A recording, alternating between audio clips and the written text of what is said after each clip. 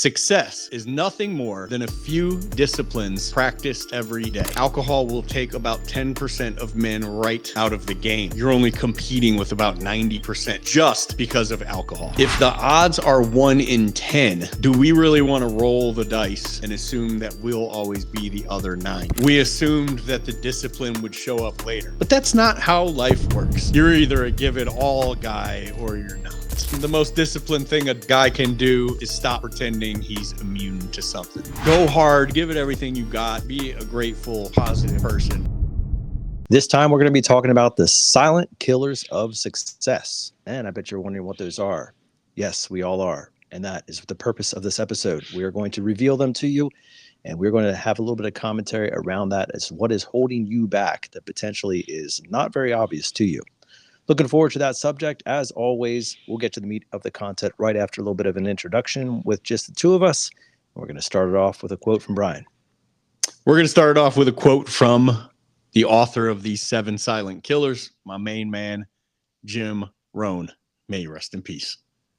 Success is nothing more than a few disciplines practiced every day. Jim Rohn. All right. Sounds like he's setting up for the little behaviors lead to the big wins. Yeah, and those few are what I would probably say is like the antithesis of the 7 silent killers, which would be the 7 attributes of successful people, right? According to the list, or if you find the opposite of each of the 7, which we did as our morning meeting on Monday of this week at our Phoenix team. Dude, we just be killing it in training there, bro. We just have a blast. I bet you do. Yeah. The team's fun. They're super cool dudes. They're all excited and exciting, and everyone's having a good time, but we're all seriously about getting better every morning in that meeting, and then about going out and practicing what we learned and just climbing mountains, man. It's a freaking awesome crew. Love those dudes. Yeah. Peace. And I know you're a great trainer, Brian. Thanks, buddy. This is not the first episode of 2026, but it is the first episode we are recording in 2026, and we're pretty pumped about that. Pumped to have this particular episode of Jim Rohn's 7 silent killers of success to start certainly our own 2026, but hopefully to help somebody listening. And that brings me to what I wanted to chop up in the intro, which has nothing to do with Jim Rohn or his list. But I will say this will cause all 7 very quickly, very easily. The NESARC, N-E-S-A-R-C, National Epidemiologic Survey on Alcohol and Related Conditions was a nationwide in-person survey of United States of America adults conducted by the NIAAA, which is the National Institute on Alcohol Abuse and Alcoholism. This is more letters than a Detroit high school education. Just saying. You're gonna have to text me the joke because my education didn't go far enough to get the joke there. So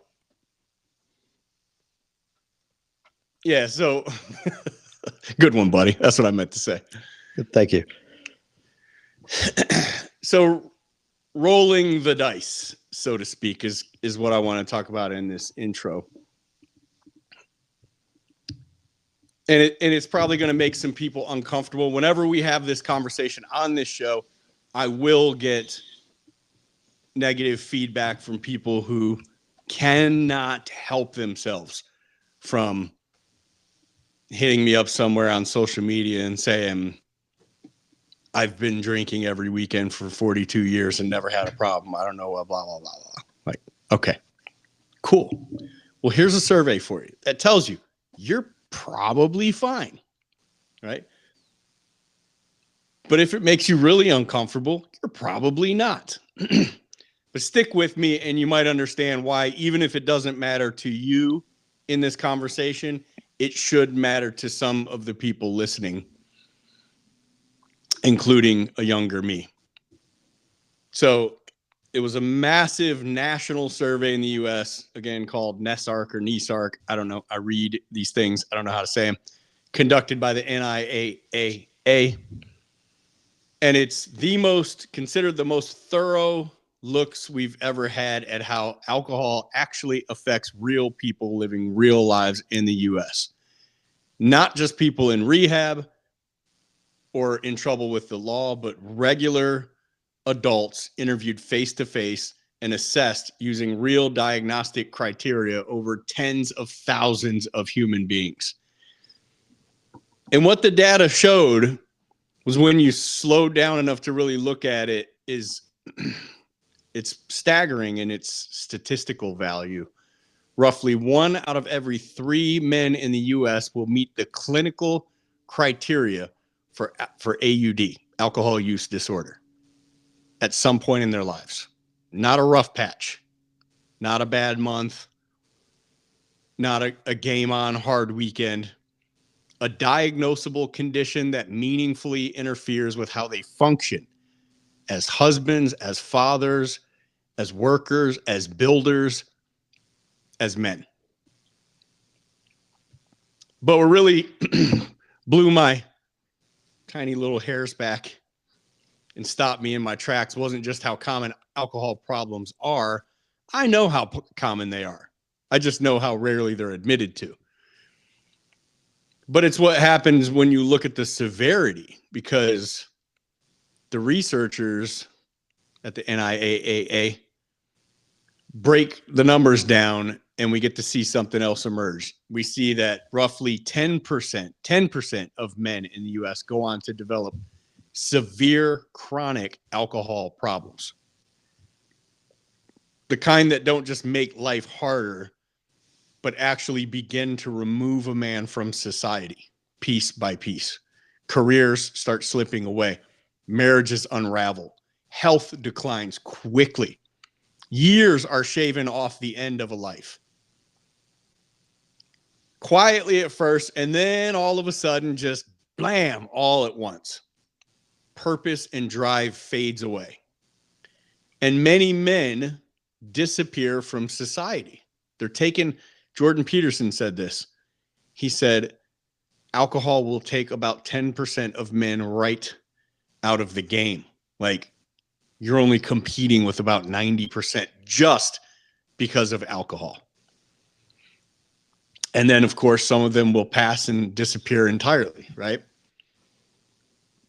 That 10% is responsible for a widely disproportionate amount of divorce, job loss, violence, suicide, and early death. It said that 50% of murders are caused by people under the influence of alcohol. And 50% of people murdered are under the influence of alcohol. So I feel like there's a much better percentage chance of not killing or being killed if we just remove that from the equation, right? So when you hear someone like Dr. Jordan Peterson say that about 10% of men are taken out of society by the drink, that's not a dramatic talking point. It is a dramatic talking point. It's not just a dramatic talking point. It's a literal interpretation of hard, uncomfortable data from a study. And once we understand that, a question starts to form that's going to be really hard to ignore, right? If the odds are 1 in 10, do we really want to roll the dice and assume that we'll always be the other 9? Like every man who's been taken out by alcohol. Every single one. I know personally because I've lived that. I've sat in rehab with 200 fellow addicts in Teen Challenge Training Center in Rearsburg, Pennsylvania. From every walk of life. We literally had a rocket scientist in the dorm. I mean, white collar, blue collar, business owners, veterans, fathers, husbands, guys who were highly respected in the community, trusted, relied on. Every single walk of life you can name. And the one thing that we all had in common, I've talked to every one of them. I was running around kind of getting to this point or seeking the answer to this question, whether I asked it directly because it was somebody I was tight with, or I just kind of hinted around and got the answer I was looking for. I wanted to know what got you here, and did you ever think you would like go off the deep end on your DOC, your drug of choice, right? And what got me here was a myriad of answers. It's all over the map. I mean, I would say 9 to 9.5 out of 10, either a crappy or lack of a father. That was most of it.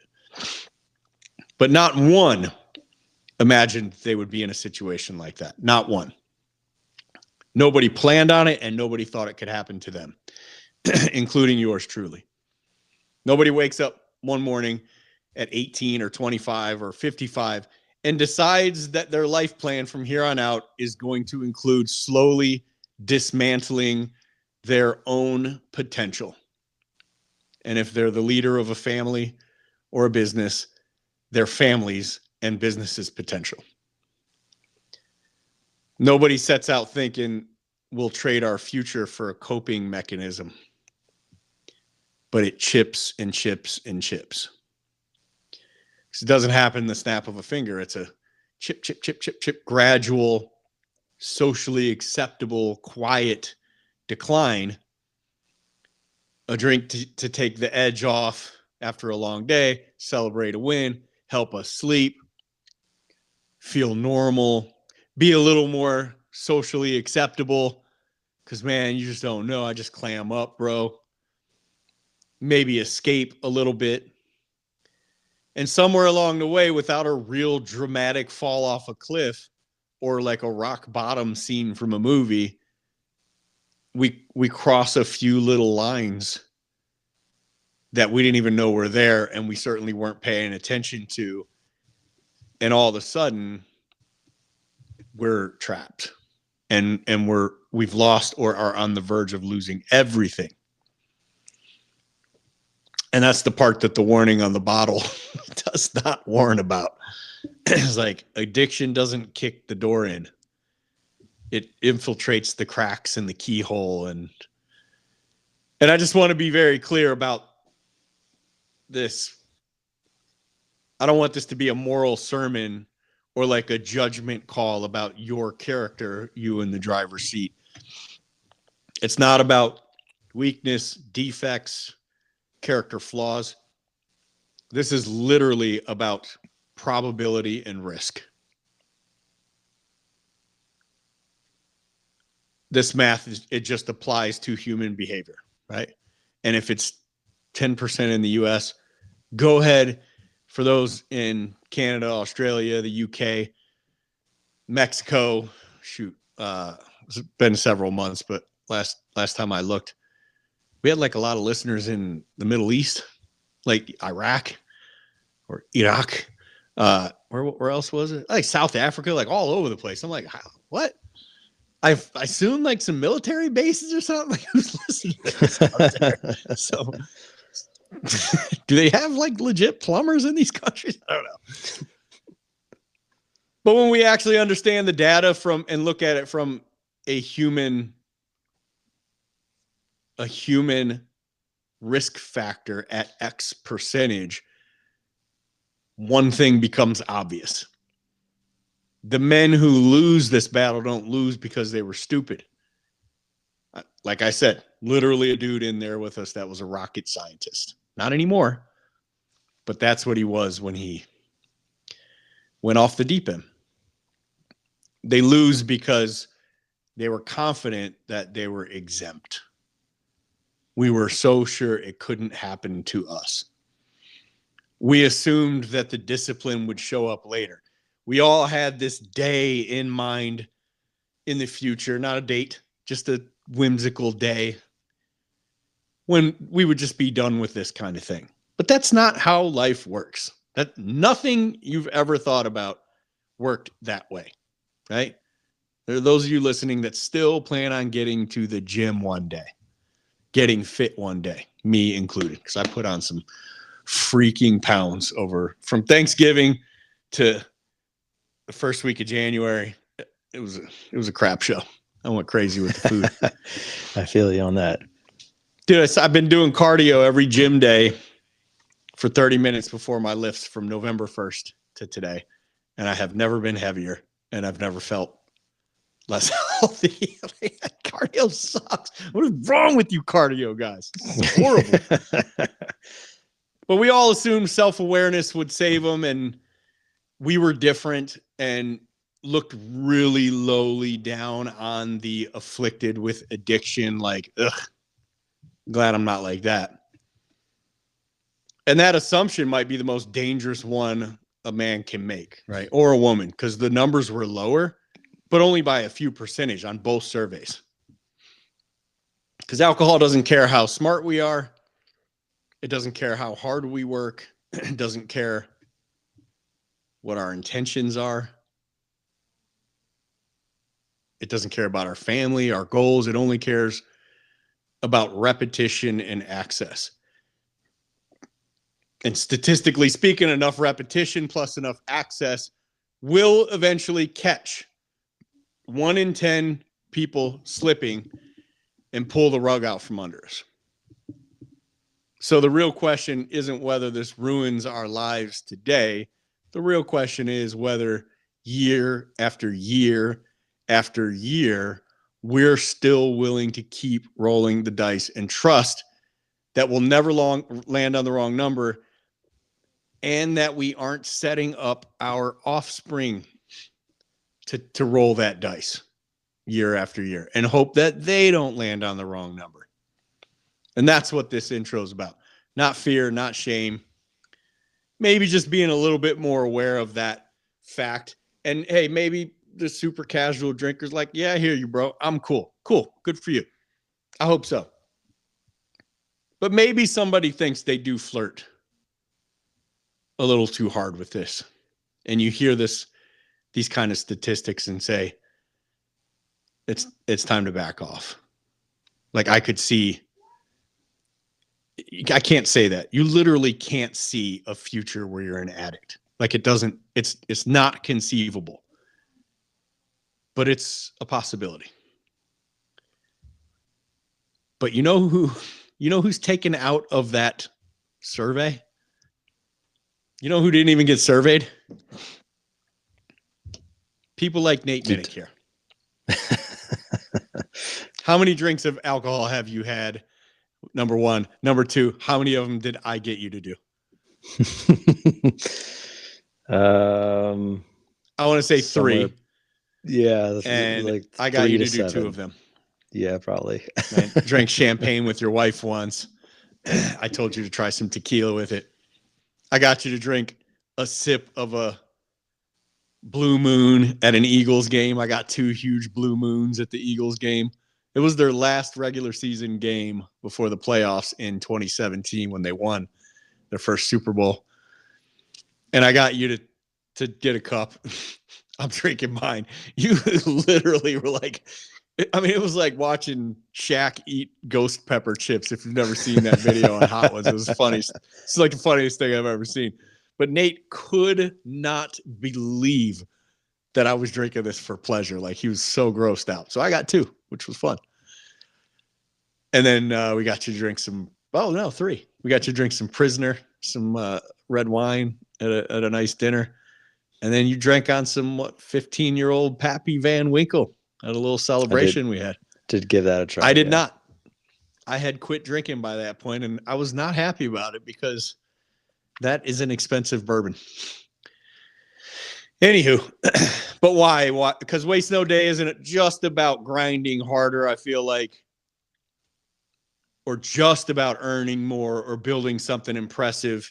from the outside, but I think it needs to be about protecting the man or woman that we are trying to become on the inside. And as we talk about the 7 secret killers of success, this one will very quickly give you all 7. And man, the most disciplined thing a guy can do is stop pretending he's immune to something, right? All right. Anywho, let's get into Jim Rohn's 7. Enough of my 1. Well, would you like to highlight anybody today, or you just want to keep rolling, Ryan? I always want to highlight somebody. Well, I appreciate the words of caution there, Brian. I think it's a great summary of things that we should be considering to start this episode, as well as to start this year. And if those words struck home for you, then we highly encourage you to really take action on that.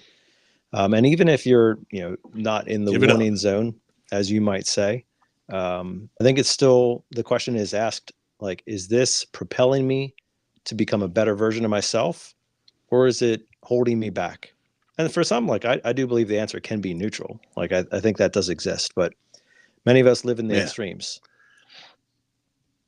Yeah. And well, even if you don't, you're always heading in a direction anyway. And I think it is on a long enough timeline, anybody's capable of becoming an addict. But like, what do you want to be addicted to? Maybe we're all just going to be addicts, but what do you really want to be addicted to? How about the best version of you that could possibly exist, right? And I think everybody knows the best version of you that could possibly exist, even as you see him or her in the future, it probably doesn't involve alcohol or recreational drugs. It probably doesn't. But anywho, enough of our sermon. I am thrilled to read this review. Yeah. We are highlighting my main man, a life-changing podcast and CEO, and it's cut off. You only get like 3-4 words. Sorry, guys. Faster. Waste No Day isn't just a podcast. It's a movement for those of us in the trades who want to be better every single day. I had the privilege of attending the Waste No Day boot camp, and it was an incredible experience. Brian and team truly care about helping us grow, not just as professionals, but as people. He goes above and beyond, even giving back to us on his wife's birthday, because that boot camp was on Amelia's birthday.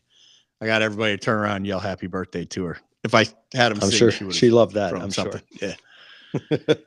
That level of dedication speaks volumes. This podcast itself is packed with real, actionable advice that's helped me sharpen my skills, mindset, and approach to the job. If you're in HVAC, plumbing, electrical, or any home service trade, this is a must listen. Can't recommend it enough. Danny freaking Jones. Oh, man. I appreciate that, Danny. Awesome review. It's very nice. This was 11 months ago, which is wild. This would have been like, I don't know, probably like March of 25. We stayed in touch after that boot camp. And come probably August, I approached Danny about, well, actually, he kind of jokingly sent me a text like, you guys hiring? I don't think I replied at all right away, but over the next few days, I thought about it, looked over our text conversations, and kind of remembered him being a big help with that boot camp, even though that's the first time we met, learning the material quickly and helping others get it. And I just saw a leader in him, not to mention the fact he's been a general manager of a successful business. And I reached back out and said, as a matter of fact, I am. And he is now our vice president of operations here at our Phoenix, Scottsdale, Benjamin Franklin Plumbing. So love the review. Oh, yeah. Got to make sure he doesn't update that now that he knows me in person. But yeah, he just freaking moved out, man. He packed up his stuff and moved it out, put it in a storage locker, and he's here. joined us for Thanksgiving dinner and Christmas dinner, as it were. So, yeah, it's been a good time. That is a great review, Danny. We appreciate that. Appreciate you. Also a member of the Blue Collar Closer school community as well, and very active in that group. If you're interested in more of that, bluecollarcloser.com, and you can find out the next level of Waste No Day in a school community. But for right now, we're going to switch over. Oh, we're not going to switch over. Go ahead, The Brian. most recent boot camp is coming up very soon. Finally. Tickets are available now at wastenoday.com. Or if you have any questions about boot camp, Blue Collar Closer, our Wiser Wednesday webinars, free webinars we do every Wednesday. I don't know. You want to know how much of a dork Nate really is? Whatever it is. Service at wastenoday.net. Shoot us an email anytime. Service at wastenoday.net. We'll always respond to you. Yes, on that last matter, I don't think there's much of an open debate anymore, Brian. So probably won't get a lot of requests about that. I don't think it requires much of a debate. So, but here's something that's going to be interesting, and that's the meat of this subject as we get into a conversation directed by the ideas of Jim Rohn. And we're talking about the 7 silent killers of success. And we're going to start off with the first one, which just happens to be indifference. Indifference. I am indifferent to this, right? That's so much worse, I would say, than even being like ice cold and hating something. Like if you're just not in at all, you'll make an abrupt change, right? Or if you're totally in, you'll go so hard after something that you will become a different thing than you were before. Like you will take on attributes and characteristics and you'll learn so fast and so hard that you'll become a different person. But indifference, to quote Revelations, you know, you're neither hot nor cold. You're lukewarm, so I'll spew you out of my mouth. It's like, it's as bad as you can be. Because you're just, I don't know, like hot water, sanitary, cold water, it's a little more sanitary. Lukewarm water, just bacteria laden and stagnant and gross and not good for anything. Not caring is the first step to losing everything, and indifference just means I don't care. It's not a big deal. As Jim Rohn said, phrase in the talk where he was talking about this. Sorry, Brian. Well, in the talk where he was talking about this, Jim Rohn said, this is the guy that said, if I had a better job, I would work harder. And he's like, no, you wouldn't. You're either a give it all guy or you're not. So you think that a better situation would motivate you to be better, but you're either getting better and being better or you're not. The situation would only motivate you for a few minutes, and then you'd go back to being what you have programmed yourself to be by accepting mediocrity from yourself. So you just go hard at everything you do all the time, and then you're just the type of person who does that.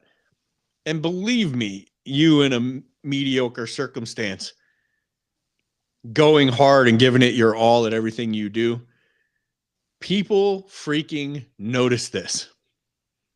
They notice it. And you will be plucked out of that scenario and given an opportunity to do something better. Probably shouldn't talk about this because I didn't ask his permission, but I'm going to do it anyway. My wife and I love this little seafood spot near the house here. And 2 times in a row, while we were eating dinner there, this kid, 22, was just like the beacon of positivity and service. And like, he moves quickly. He talks quickly, smiles big, thoroughly enjoys the conversation. I told him today, I saw you talking to a table full of people where I just looked at the people and I was like, I would not enjoy talking to those people. And I figure he didn't either, but you could not tell. He was just having as much fun with them as he was with me. And he was having, he was having fun with me, obviously. But he was just a servant-minded dude who took his job seriously and seemed to love people and love serving people. And every table he went and talked to, the energy at that table went up as a result of him being there. And this was 2 months ago, maybe. The second time we were there, I got his info, put him onto the Waste No Day podcast. And it said, if you like what you hear, you're interested, like, shoot me a text, right? And he shot me a text. And a couple of weeks ago, my wife said, Amelia, did you ever interview that kid you were flirting with at the restaurant?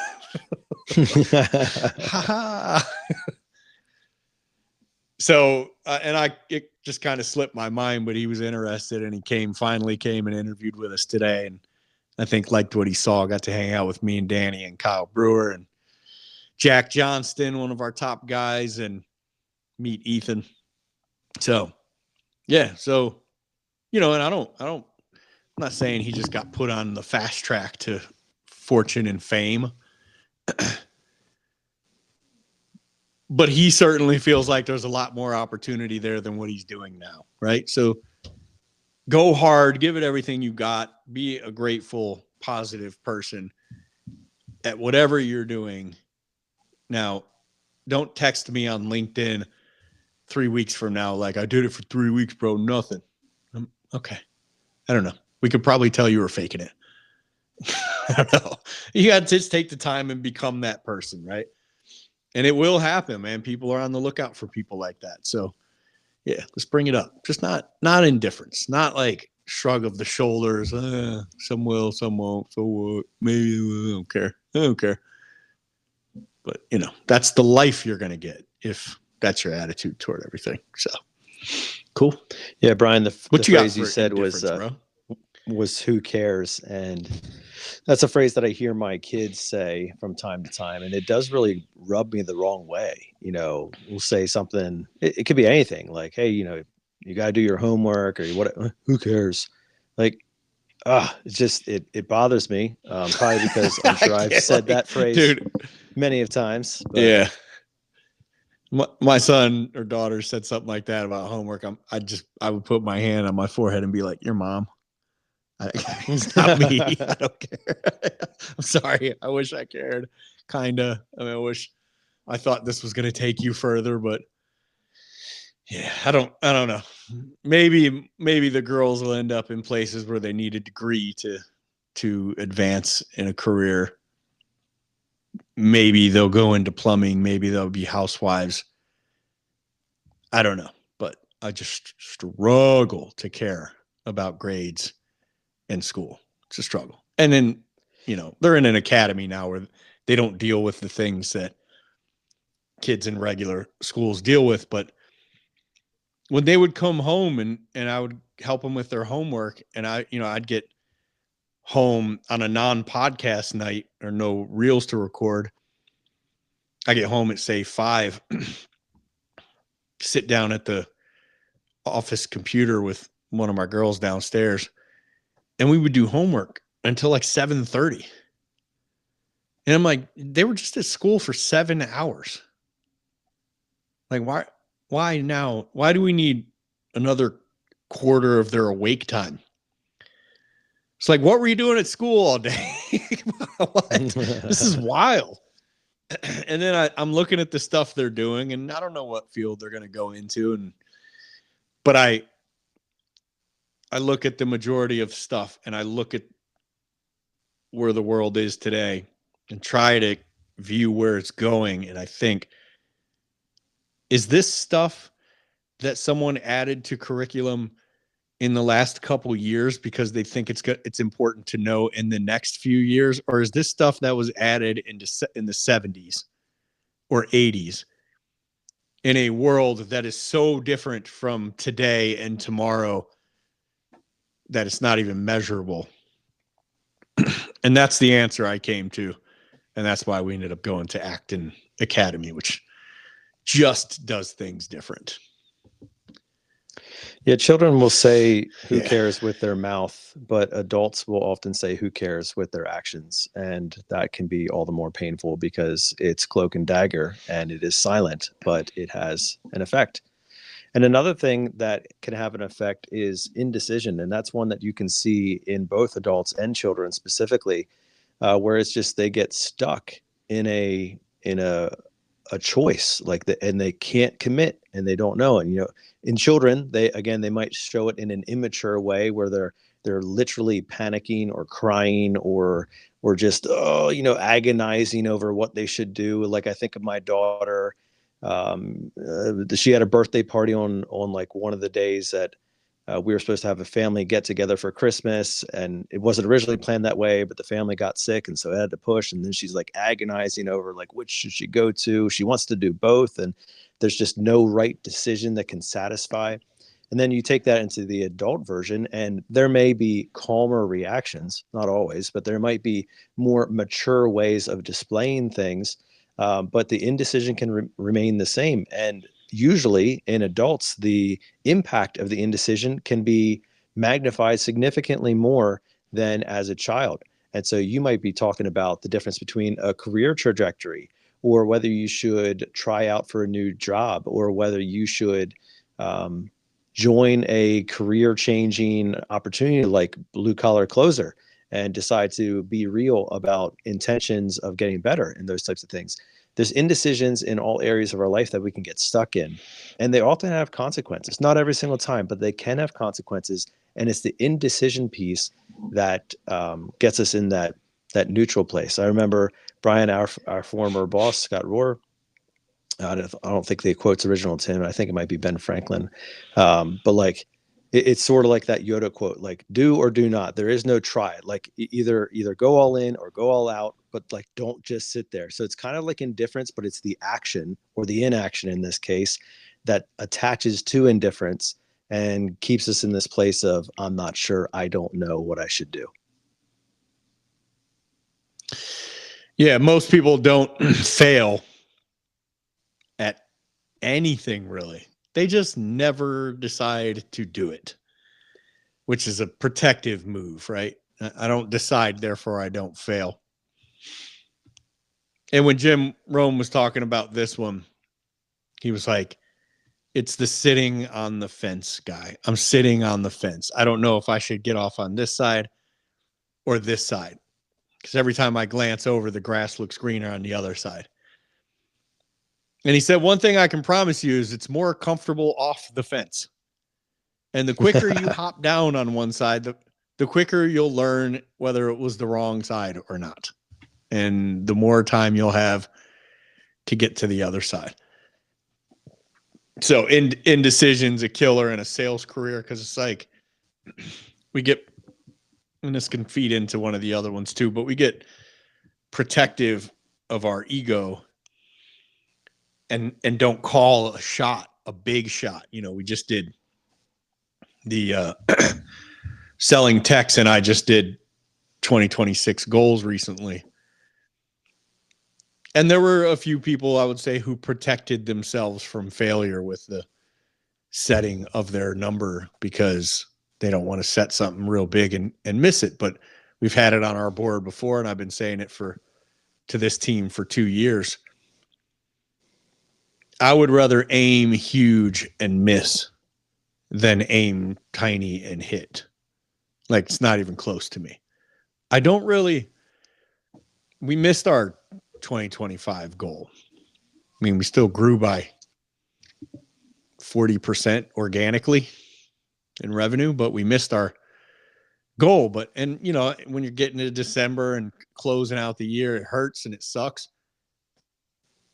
But I forgot. Like I remember that we missed. Like, who cares, right? But what if we had said it to only grow 10% when we were growing 11 and felt great about ourselves, but only growing 11, right? And I actually listened to, I'll say, your Waste No Day episode with Dr. Ben Hardy again this morning, or half of it this morning, with my son Ethan, which was just such a phenomenal interview. I mean, it was such a killer job interviewing him, and by him, a killer job of bringing his principles and fundamentals and everything he's learned throughout his life into being a tech, a salesperson, a manager, and an owner in a home services business. It's just a phenomenal episode, but it had me thinking too, like, aim big and use the thinking that you'll have to use to hit a goal that big, and watch how much different you become versus aiming for tiny incremental growth and hitting it just by osmosis. Like, so what? What did you have to become to hit that? Nothing. Or if you fail, imagine failing at a tiny goal. Well, now I'm going to feel like a failure, right? But I didn't feel like any kind of failure, man. I feel like our team didn't bust our butts to hit that goal and do everything we had at our disposal to hit it. It's a preposterous amount of growth that we set for, just like we did the year before, except we hit it. And just like we did for 2026, but we will hit it. But it's just how we roll, right? We don't think small anymore. So decide. Set that freaking number, man. Yeah, absolutely, Brian. And part of the reason that we can get into a place of indecision is the next one, which is doubt. So sometimes you get stuck over two good decisions or two bad decisions. Sometimes you get stuck over the fact that you're uncertain, or you don't believe in yourself, or you don't believe that the opportunity or whatever, like ... doubt is clouding your mind, or is holding you back, or is preventing you from making that decision. So it's a nice partner, or a nice sidekick to the second one of indecision. But the third one is doubt, in another silent killer that can really hold us back. Yeah, the common misconception is that the doubt is protecting us, but I find more times in people that I mentor and work with that doubt doesn't really protect them as much as it paralyzes them. Because doubt isn't, typically we're not using doubt to protect ourselves from a catastrophic move.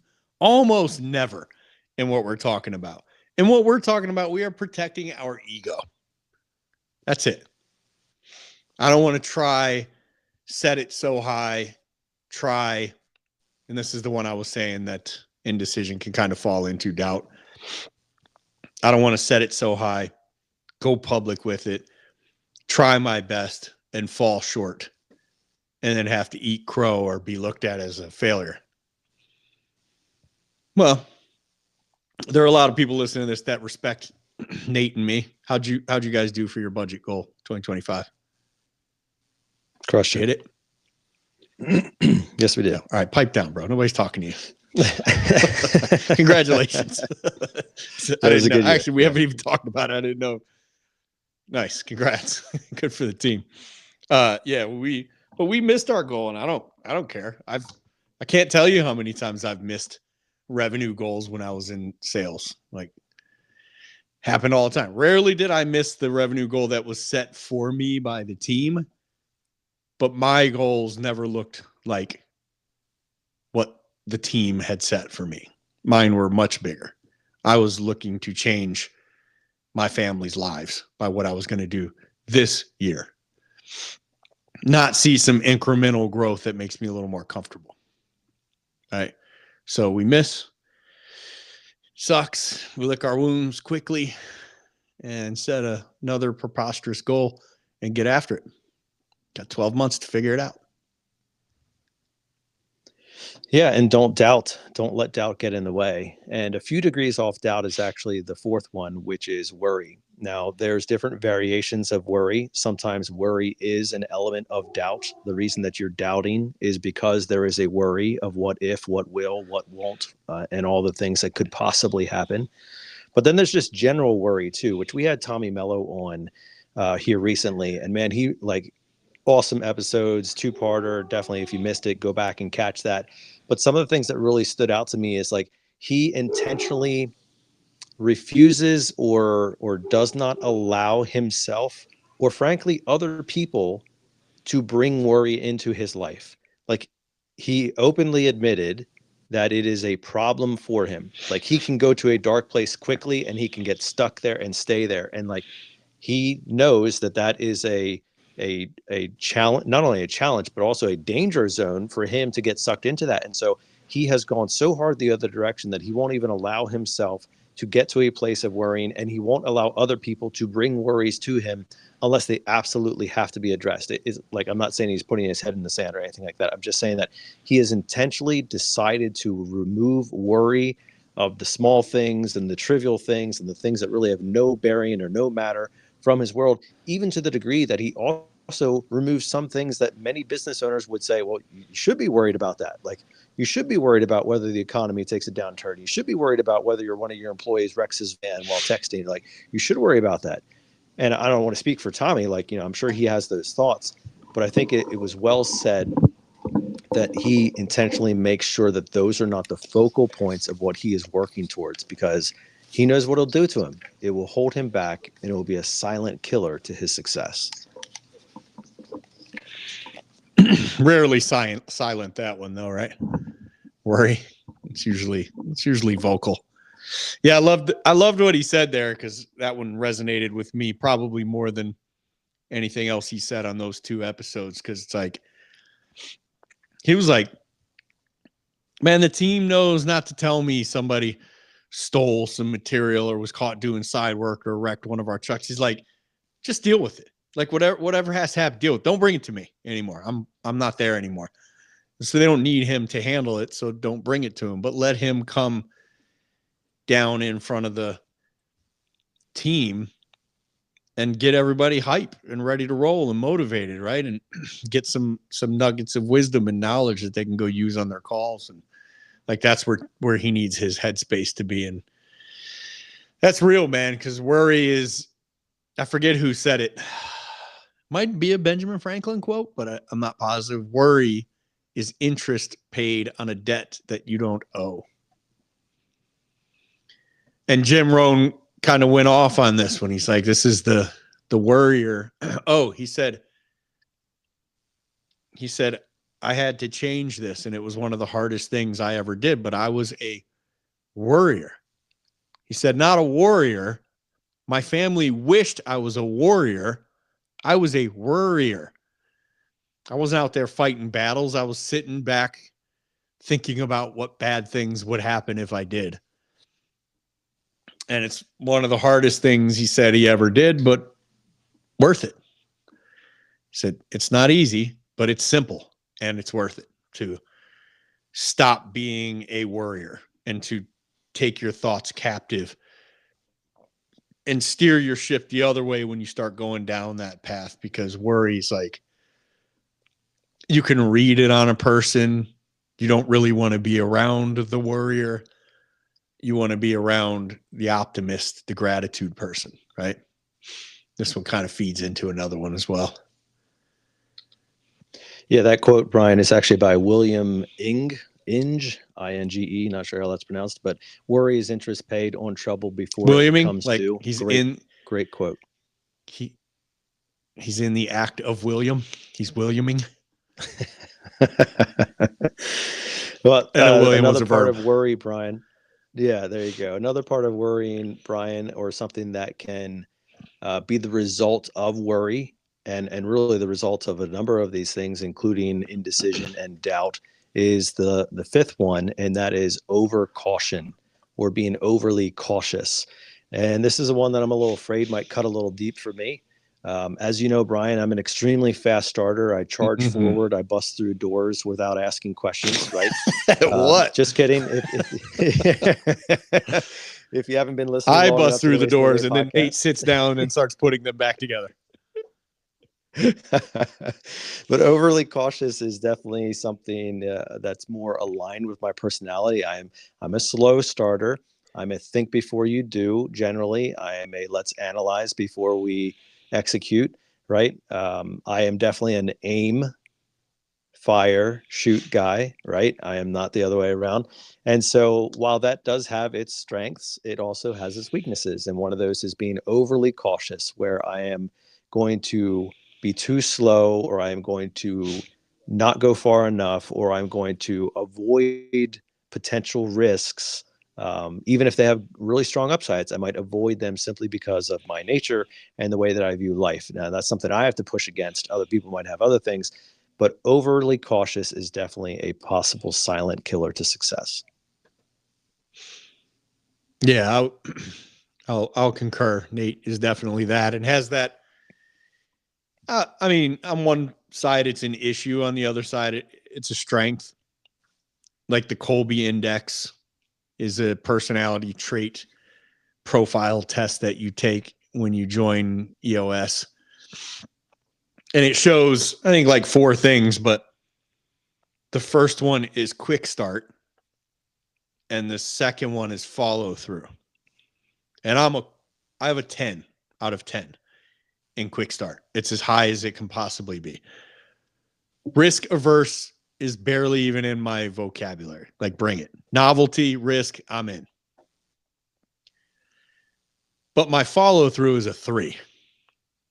So, like, I'll get the troops to charge, but you don't want me planning and mapping out the battlefield because I'm gonna fall asleep or start playing a video game or do push-ups, get a push-up competition going or something. Versus Nate, where it will take a long time and a lot of convincing, although I don't do that anymore. I just say, we're going this way, and I start walking. And then Nate will put the plan together, as we walk through the door. But then he'll follow through. So those that are a slow quick start or a slow start or a low quick start, don't beat yourself up, because typically your follow through on things is going to be much higher, and you're going to make sure the jobs get done, the I's get dotted, the T's get crossed. Or as an EOS, we had Mike Payton on, who wrote Get a Grip, one of the EOS Traction Series books. As he said, that personality type keeps the trains running on time. So, all necessary. But you can get to a point where you play it so safe, you never make a move. And playing it safe is the most dangerous strategy, because as Jim Rohn was talking about this part, he's like, the guy never invests.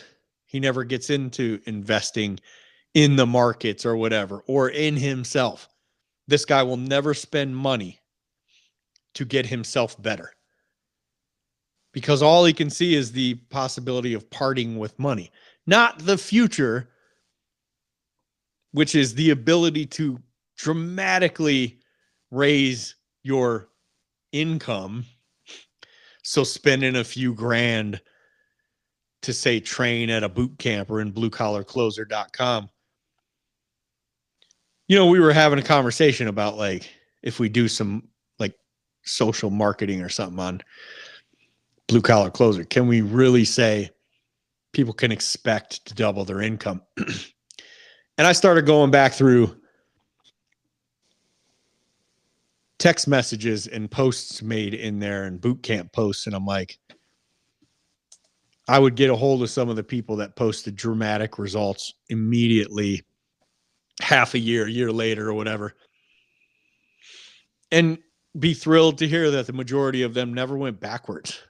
They stayed where they got or kept growing. And it's so common to hear somebody 2, 3, 4, 5, 6x the income that they had been at for years.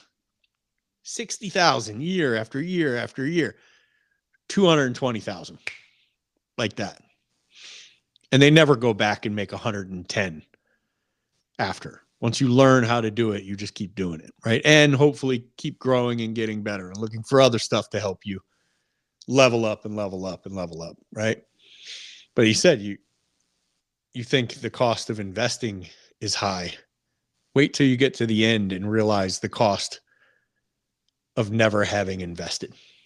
And that usually looks like people around you did invest and they got better by orders of magnitude, while you either got slightly better or stayed exactly the same.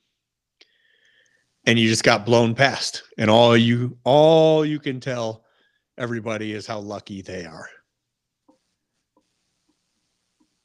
But I remember Cole. Yeah, was it that's Colin Powell? I definitely. think Colin Oh, go Powell ahead. said that indecision has cost the United States significantly more than the wrong decision would have. So yeah, make a play one way or the other. Just don't sit on the fence. Yeah, don't be too cautious, because one of the side effects of over cautiousness or that type of mentality is the sixth one, and that is pessimism. Because you get to a place where you become so cautious that you actually start closing in, right? So like you're so cautious, you're not risk taking. Okay, so that's fine. You're not risk taking. You justify it in your mind. Well, yeah, I'm just not a risky guy. Okay, so then you step back a little bit. I'm more of a cautious guy. I'm a strategic thinker, right? And you execute there for a little bit, and then maybe you get burned a time or two, and you're like, okay, well, we need to take another step back. We need to be a strategic planner, because we can't keep having these mistakes and these fallouts and these problems occur. So we need to keep coming back. And every time you get burned, you get this attitude or this feedback that the risk did in fact come true, and the world out there is risky and painful and hurtful and will cause me damage and those types of things. And so you keep stepping back and back and back, and you get to a place where you are closed off to so many things that you think the world has become a negative place, a negative world, and you become pessimistic.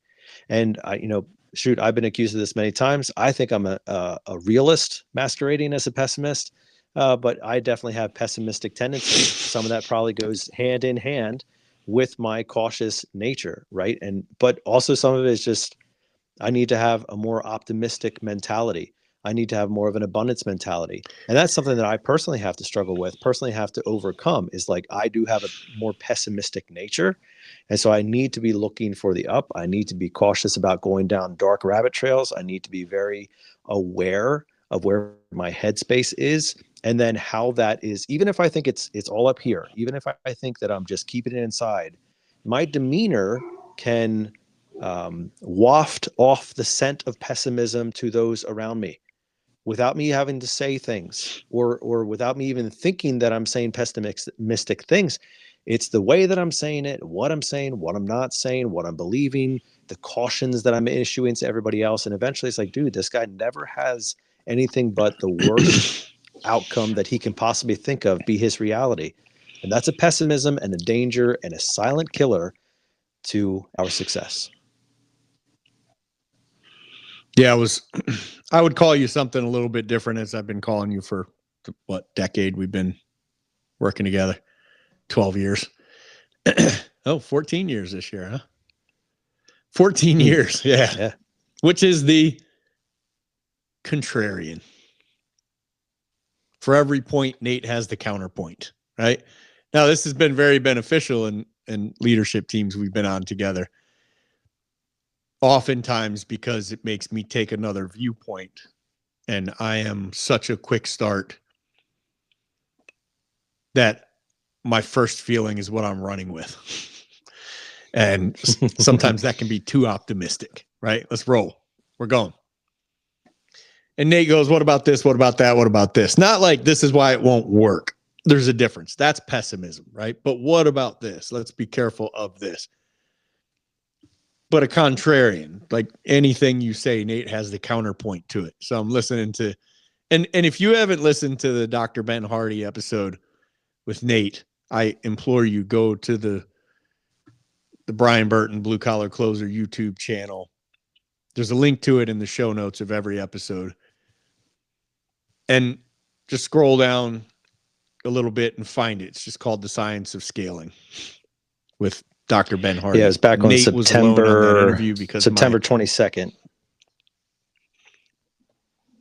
Yeah, it's easy to find. I wasn't on it, although I sat there the entire time. I couldn't hear or see them, and they couldn't hear or see me.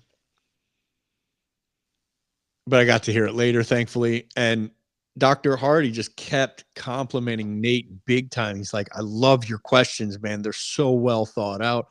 I love the fact that you'll push back a little bit where most of the time I go on podcasts, all they do is agree with me.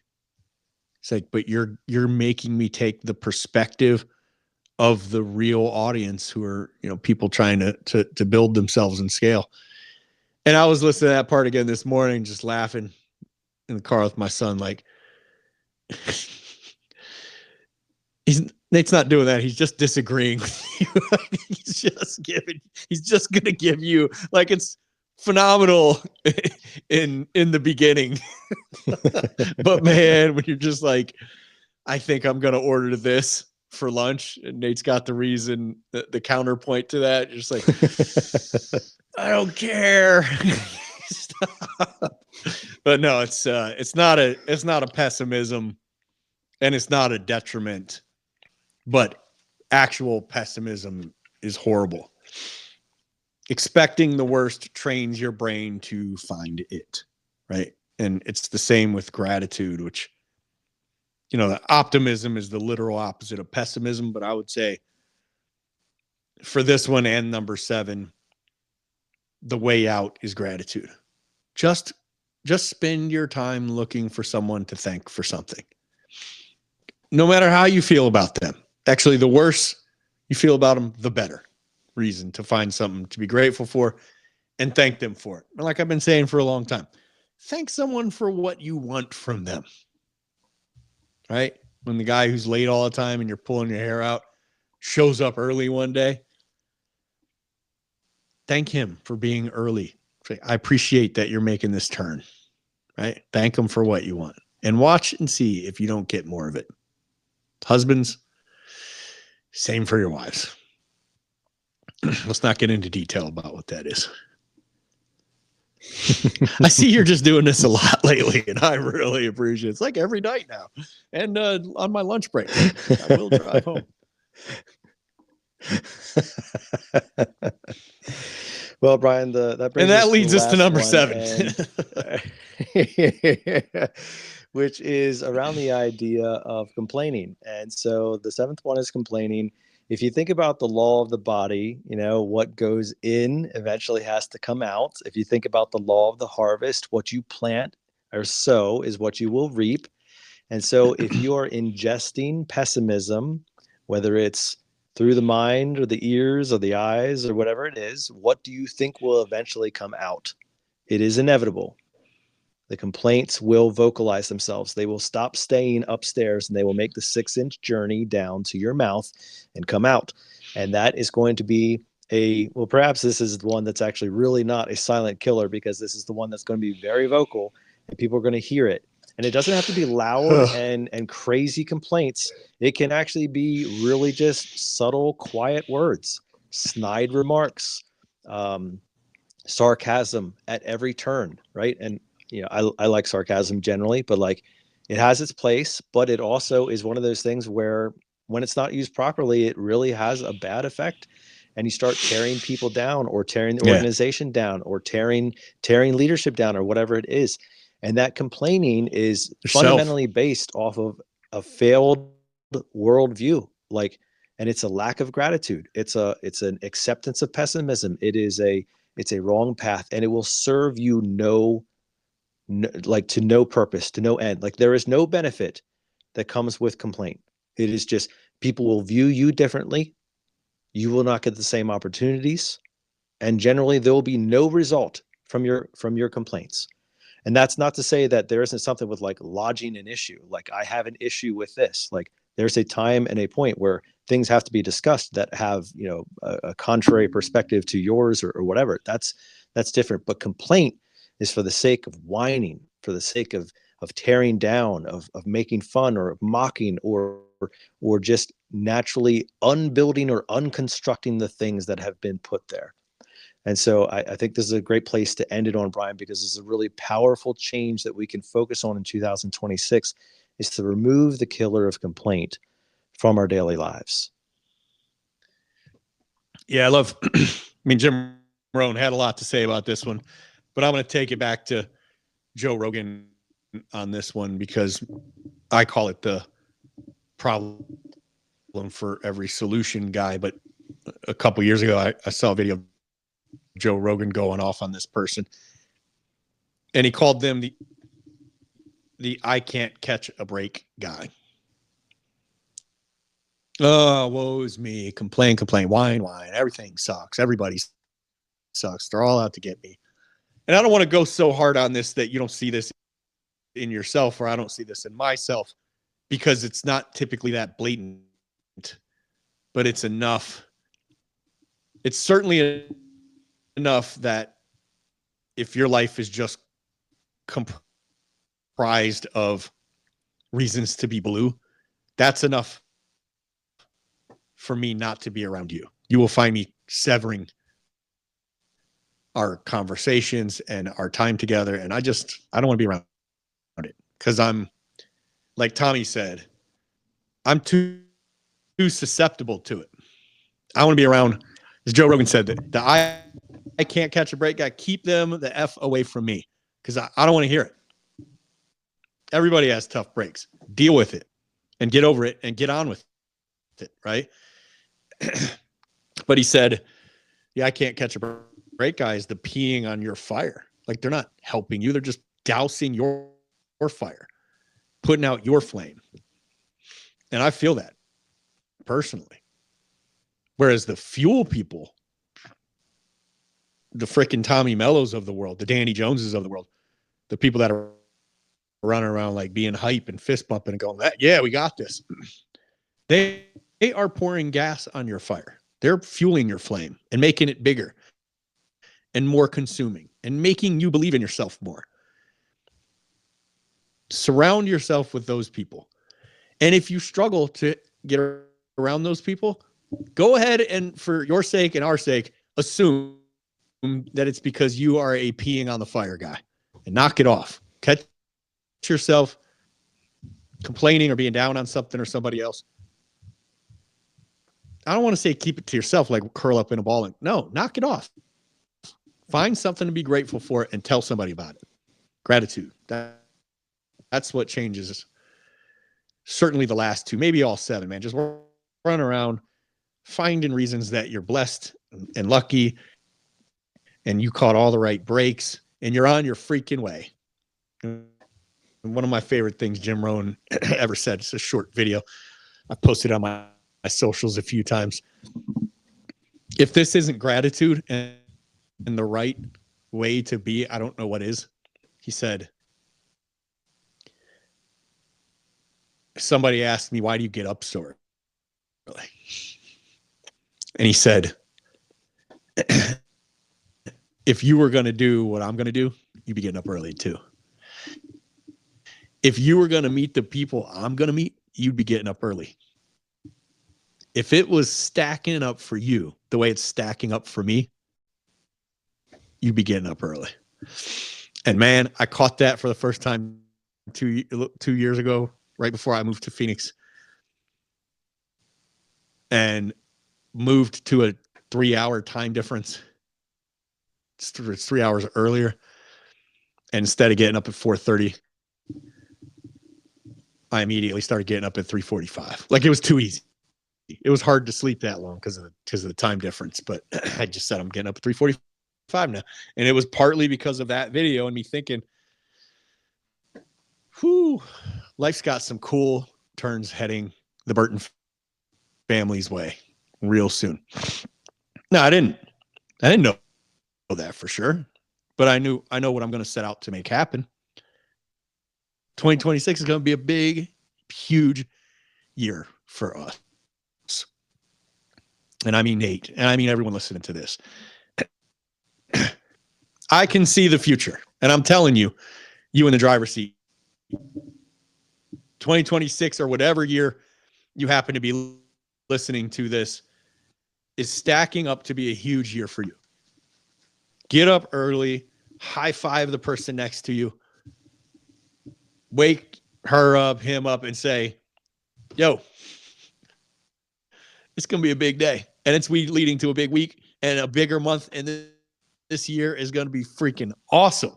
It's stacking up in our favor. It's our year. And go and move that way and behave that way. And watch and see if it doesn't. That's a great place to leave it on, Brian. Very inspirational. Here's the 7 once again to make sure that you have the silent killers removed from your life. First one is indifference. Make sure you don't have that. Indecision, followed by doubt, then worry, overcaution, pessimism, and complaining as we wrapped it up. Great show today. We hope that you did enjoy it and that you found some inspiration. Let us know which one of those 7 really stood out to you, or perhaps it was the introduction and you're looking to make a change around your consumption of alcohol or other things that are controlling you this year. We would love to know that, and we would love to see some accountability in your life. So we invite you to invite somebody into your life who will hold you accountable to those changes. Maybe you want to become a less complaining person. Maybe you want to be a little bit more risky this year. Maybe you want to focus on having better decision making. Ask accountability partners to step into your life and hold you to those decisions. And we hope that it's going to be a great year for you. We know that it will be because you're listening to this podcast, not to say that we have all the truth or all the monopoly and all the great things, but we do believe that we bring a weekly content that is inspirational and that is applicable to your daily life right now. And so driving to your call right now, or heading into the shop, or driving home to the missus, whatever it may be, we thank you for listening. And we challenge you to not just listen, but to apply. And that's where we'll leave it for this week, as we challenge you to continue to wake up each and every morning and waste no day.